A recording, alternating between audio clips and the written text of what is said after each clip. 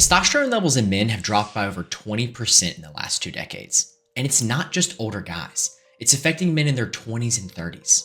Testosterone isn't just about muscle or libido. It's a critical hormone for energy, mood, motivation, and even burning fat.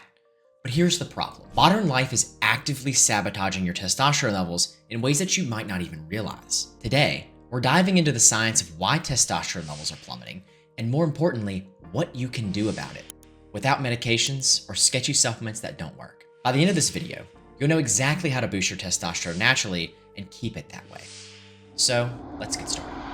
Some of the main culprits to this recent massive drop in testosterone are chronic stress, poor diet, environmental toxins, excess weight, and lack of sleep. Let's talk about the role of excess weight in lowering testosterone. Fat cells convert testosterone to estrogen. Here's the thing, body fat isn't just sitting there. It's actually an active endocrine organ that releases hormones. The more fat cells you have, the more they convert testosterone into estrogen through an enzyme called aromatase. This is especially true for visceral fat, which is the type of fat that surrounds your organs and is most common in the belly area. And this isn't just a small effect. Studies show that men with higher body fat have significantly lower levels of free testosterone and higher estrogen. This leads to a vicious cycle. More fat leads to less testosterone, and less testosterone makes it easier to gain fat. Now let's talk about insulin resistance, something that often goes hand in hand with excess weight. When you're insulin resistant, your body has a harder time regulating blood sugar, which leads to higher insulin levels. High insulin isn't just bad for blood sugar, it's also suppressing LH, or luteinizing hormone, which is responsible for signaling your body to produce testosterone. This is why guys who are overweight or have type 2 diabetes often struggle with low testosterone. It's all connected. Another major issue is inflammation. Excess body fat, especially visceral fat, releases inflammatory cytokines called TNF-alpha and IL-6. These chemicals not only damage your cells, but also directly inhibit the Leydig cells in your testes, which are responsible for producing testosterone. So, the more inflammation you have, the harder it is for your body to produce testosterone efficiently. This is why a lot of strategies we'll talk about later are aimed at reducing inflammation naturally. Let's not forget about SHBG. That's sex hormone binding globulin. When you have higher levels of body fat, your liver produces more SHBG, which binds to your testosterone and makes it unavailable for your body to use. This is another reason why it's so important to address body fat if you're trying to boost testosterone. Diet and exercise aren't just about looking good. They're about making sure your hormones can actually function properly. But here's the good news. You can fix this with some simple, science-backed changes to your diet, lifestyle, and some supplements if necessary. Let's break down the first step, what you should be eating to naturally boost testosterone. And if you want more details specifically about weight loss, I have another video on that'll be linked below. Diet has a massive impact on testosterone, and I'm not just talking about protein. There are some common foods that are actively sabotaging your hormones. Let's start with the worst offenders. These are high in omega-6 fatty acids, which promote inflammation and throw off the omega-3 to omega-6 balance your body needs for healthy hormone production. Inflammation is the enemy of testosterone, and these oils are in almost everything, from chips to salad dressings. Another major problem is refined carbs and sugar. These spike insulin and lead to insulin resistance, which, as we talked about earlier, lowers testosterone. If your meals are mostly bread, pasta, and sugary snacks, your hormones are taking a hit every single day.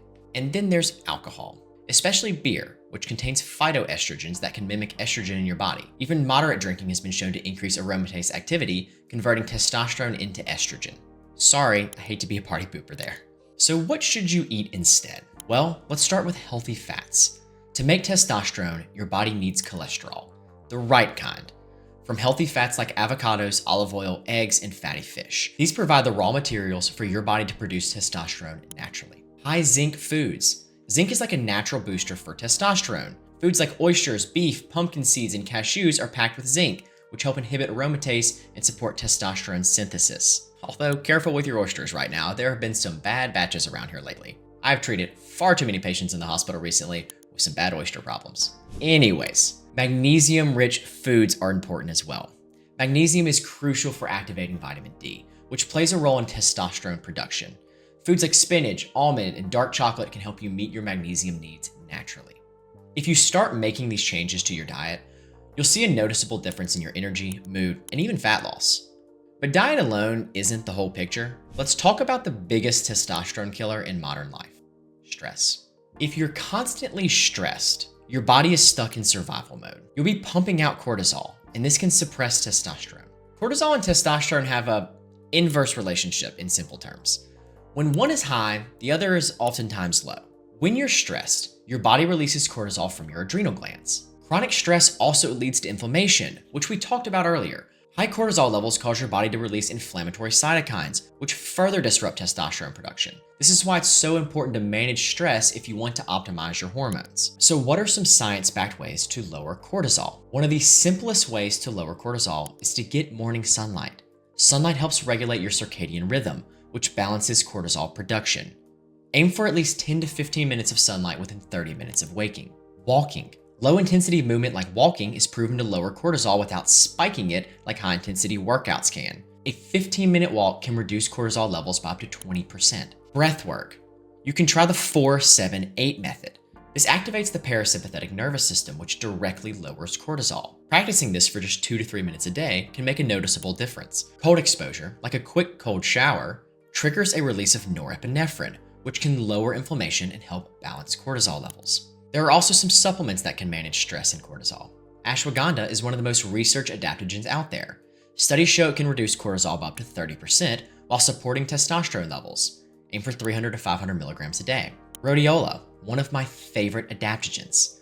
Rhodiola helps balance cortisol without making you feel sedated. It's particularly useful if you experience fatigue due to stress. Magnesium glycinate. Magnesium glycinate is a more bioavailable form that's great for calming the nervous system and lowering cortisol. If you use it for sleep, you're hitting 2 birds with 1 stone. Speaking of sleep, go to bed by 10 p.m. Most testosterone production happens during deep sleep, especially between 10 p.m. and 2 a.m. Missing this window can significantly lower testosterone production. Try no screens 90 minutes before bed. Blue light blocks melatonin, disrupting both sleep and testosterone production. If you need to use screens, consider using blue light blocking glasses. And like we just talked about, magnesium glycinate. This helps calm the nervous system for a deeper, more restorative sleep. Aim for 200 to 400 milligrams before bed. Now that we've covered the lifestyle basics, let's talk about supplements.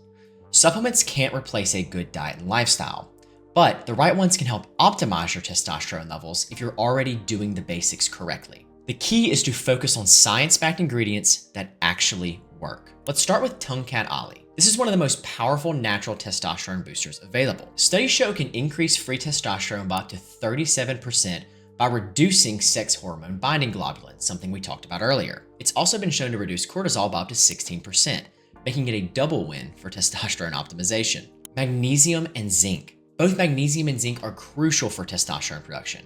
Magnesium helps convert inactive vitamin D to its active form, which directly impacts testosterone. Zinc, on the other hand, helps inhibit aromatase, which supports testosterone synthesis. Remember, aim for a dose of around 200 to 400 milligrams of magnesium glycinate a day and around 15 to 30 milligrams of zinc per day. You can also consider a supplement called Tribulus. I won't go into as much details about it here. It has shown significant results in some studies, but others haven't proven it to be as effective. I'm also offering 15% off the best supplements I mentioned in this video. Just comment, "I'm interested," and I'll send you a link to get the discount. Let's recap. If you're serious about boosting your testosterone, focus on fixing your diet, lowering your stress, and getting high quality sleep. The supplements we talked about can help, but they're icing on the cake. You've got to get the basics down, then use the supplements to help really take you to the next level. Drop a comment below. What's your biggest struggle with testosterone? And again, if you're interested in trying any of the supplements that I mentioned, I'll give you a 15% discount. Just comment something and I'm happy to help you out. If you enjoyed this video, please subscribe for more science-backed health tips. And please like this video if you found it helpful. And as always, thanks for watching, and I'll see you in the next one.